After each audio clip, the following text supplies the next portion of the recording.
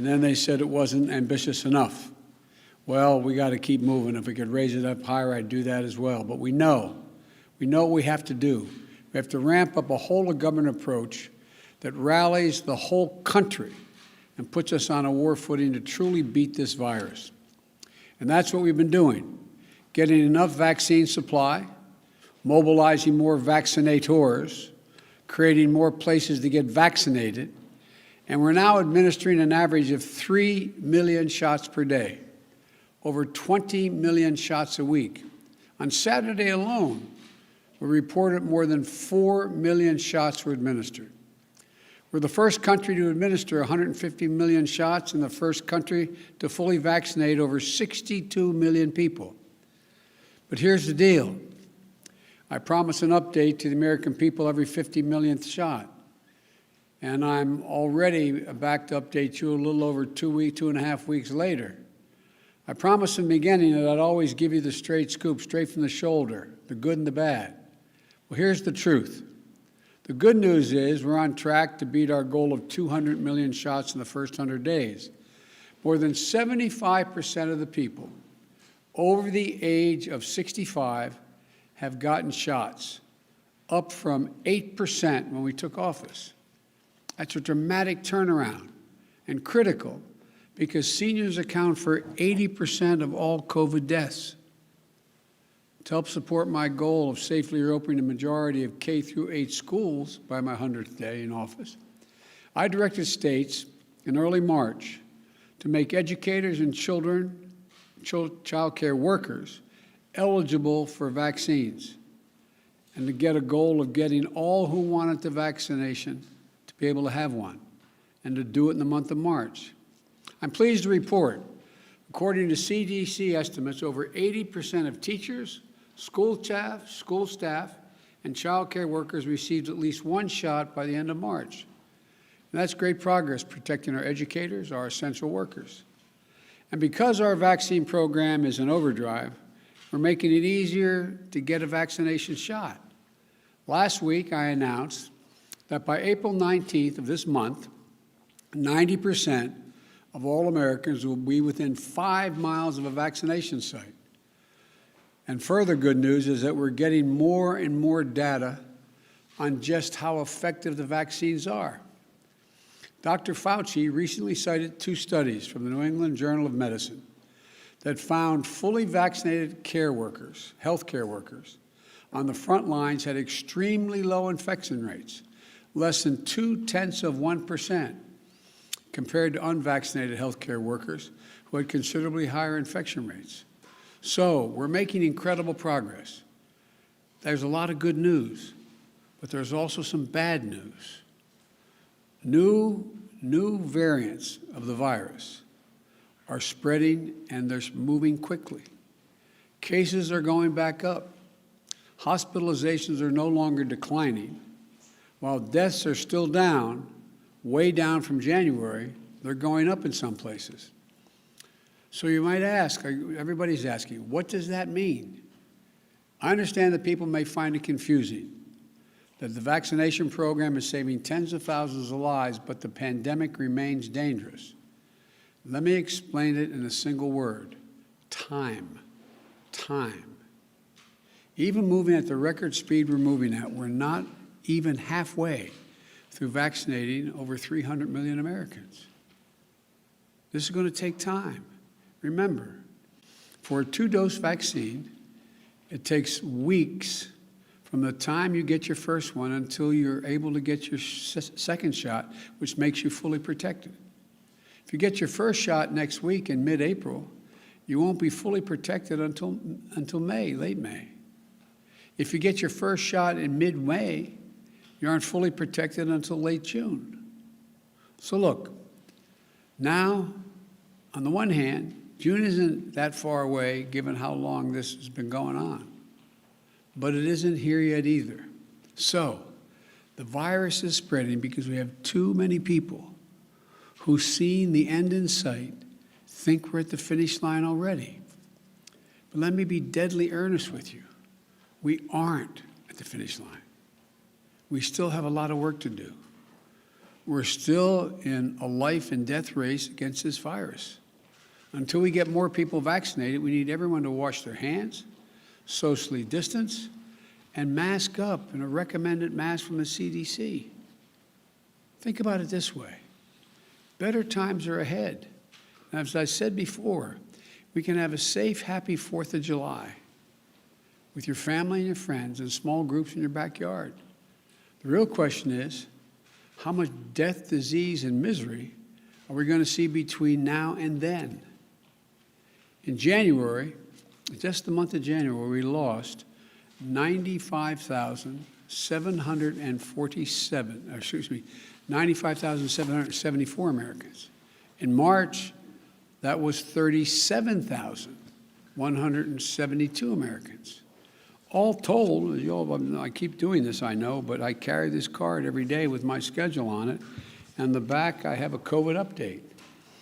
The total number of deaths in the United States to date is 554,064 dead. That's lives that have been lost. What we do now is going to determine how many people we'll save or lose in the month of April and May and June before we get to July 4th. So please, until we're further along in this accelerating, successful, but still growing vaccination effort, please wash your hands, practice social distancing, wear a mask as recommended by the CDC, get vaccinated when it's your turn. Well, while I'm asking Americans, the American people, to do their jobs, here's what I'm doing. When we first started our vaccination program, there were real questions how quickly we could get shots in people's arms. Well, by the end of May, the vast majority of adult Americans will have gotten at least their first shot. That's success. That success is going to save lives and get this country back to normal sooner. But it's not enough. On March the 11th, I announced that I was opening up all vaccination sites to all adults by May 1st. Many governors, Democrats and Republicans, responded and decided to beat that date, which was good. Thanks to their hard work and the hard work of the American people and the hard work of my team, I'm announcing today that we're moving that date up from May 1st to April 19th nationwide. That means by no later than April 19th, in every part of this country, every adult over the age of 18 or older will be eligible to be vaccinated. No more confusing rules. No more confusing restrictions. My message today is a simple one. Many states have already opened up to all adults. But beginning April 19th, every adult in every state, every adult in this country is eligible to get in line to get a COVID vaccination. And today, in advance of that new national full eligibility date, I want to make a direct appeal to our seniors and everyone who cares about them. While we have made incredible progress vaccinating 3/4 of our seniors, and putting vaccination sites within 5 miles of 90% of the public, it still isn't enough. It's simple. Seniors, it's time for you to get vaccinated now. Get vaccinated now. To make it easier, my administration is sending aid to community groups to drive seniors to vaccination sites. We're incredibly grateful to all the volunteers, houses of worship, and civic groups that are helping us in this effort. This is America. We take care of one another. We have to keep it up. As I ask seniors to sign up for their shots now, I also have a message for people under 65. If you know someone over 65 who's not gotten this life-saving vaccine, call them now.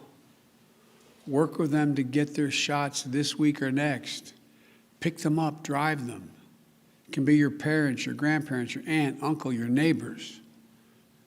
And finally, even after we open up vaccinations to all adults, and put a site within 5 miles of 90% of the public, we know there are many people who still struggle to get access to a shot. We know that there are a number of seniors and people with disabilities and people in many communities of color who may be isolated and lack access to transportation.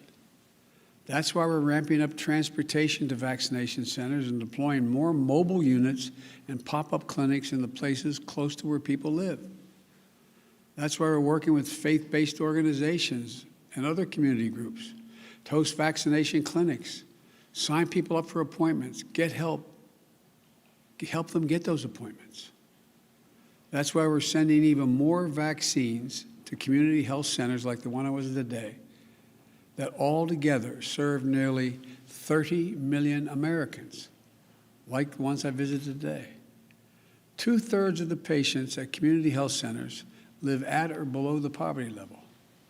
60% are racial and ethnic minorities. To reach them, we're investing nearly $10 billion to expand testing, treatment, and vaccinations for the hardest hit, yet most underserved communities. Let me close with this. We've vaccinated more people than any other nation on earth. The vaccines have proven to be safe and effective. That should give us real hope. But we can't let it make us complacent. Despite the progress we're making as a nation, I want every American to know in no uncertain terms that this fight isn't over. This progress we've worked so hard to achieve can be reversed. Now's not the time to let down. Now's not the time to celebrate.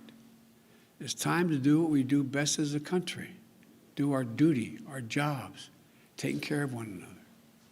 And we can and will do this, but we can't let up now. My hope is, before the summer's over, I'm talking to you all about how we have even access to more vaccines than we need to take care of every American. And we're helping other poor countries, countries around the world that don't have the money, the time, the expertise. Because until this vaccine is available to the world, and we're beating back the vaccine, the virus in other countries, we're not really completely safe. So we've made great progress. I'm still looking forward to the prospect if we keep the pace we're on and we listen to one another and take the precautions I talked about, that you'll be able to have a 4th of July, an Independence Day on July the 4th, as I defined about 3 weeks ago. I want to have an Independence Day, an independence from the COVID.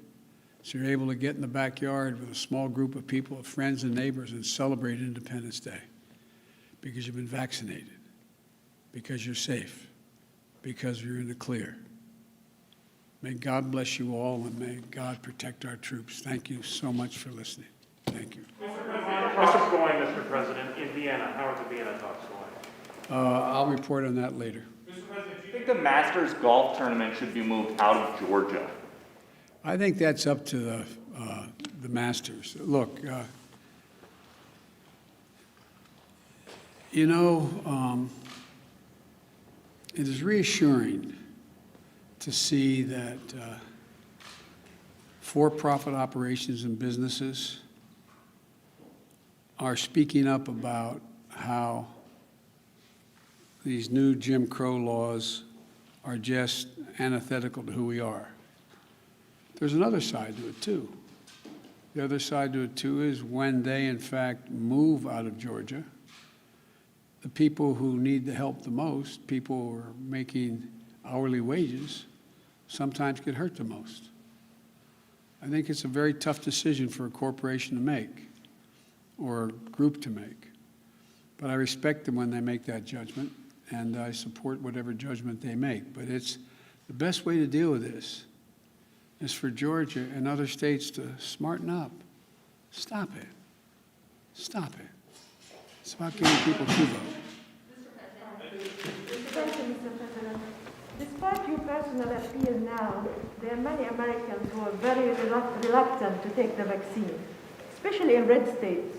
Why the White House hasn't used a more forceful campaign, like advertisement on television, for example, to convince Americans to take that vaccine so we can We beat the are. herd? We are doing that. And by the way, the number of people who are reluctant to take it continues to diminish across the country as they see their neighbors, particularly in communities that have been now there's a different group of people. There's a group of people who've been reluctant because of past, how can I say it, past wrongs that have been done to them, experimentation, not sure that they're being told the truth, et cetera. But then there's another group. It seems to me to be, I probably shouldn't characterize it, but Mitch McConnell keeps speaking to them, which I give him credit for, saying the idea, he said the polling data shows Republican men, particularly young men, don't think they should have to take the vaccine. It's their patriotic right not to do it, their freedom to choose. And he's saying, no, take the vaccine. Take the vaccine. And I'll add a phrase he didn't, but I think he believes. It's a patriotic responsibility you have. Last question. Mr. President, have you spoken to the Federal Reserve Chairman Jay Powell yet? I have not. Can you say why? Do you plan to speak to him soon, sir? I am not. Look, I think the Federal Reserve is an independent operation. And starting off my presidency, I want to be real clear that I'm not going to do the kinds of things that have been done in the last administration, either talking to the Attorney General about who he's going to prosecute or not prosecute and under what circumstances, or the Fed telling them what they should and shouldn't do, even though that wouldn't be the basis upon which I'd be talking to them. So I've been very fastidious about not talking to them, but I do talk to the Secretary of Treasury. Thank you all very much. On COVID, Mr. President, you mentioned 554,064 American dead from COVID-19. A lot of families want to know how this happened, how it got here. Have you had a chance to speak to any of your international partners, any of President Xi, who I know you go way back with? Have you had a chance to ask him if these reports are true, that China maybe misled the world at the beginning? No, I have not had that conversation with President Xi. Thank you.